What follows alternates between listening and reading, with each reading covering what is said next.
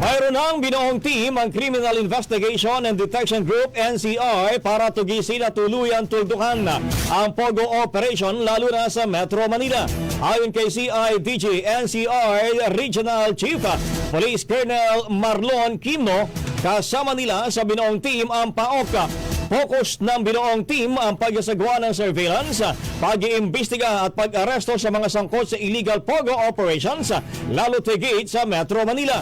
Pag-amin kasi ni Quimno na mamayagpag pa rin ang illegal POGO operation sa bansa.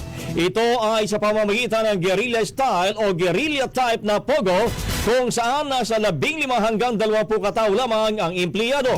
Noong isang linggo matatandaang sinalakay ng otoridad ang isang illegal Chinese run POGO sa loob ng isang gusali sa Parañaque City kung saan naaresto ang 18 Chinese nationals at 2 Pinoy na pawang administrador ng sinalakay na illegal POGO. Ang bahaging ito ay hatid sa atin ng Power Cells Herbal Capsule. Tuldukan ang sakit dahil ikaw ang sandigan.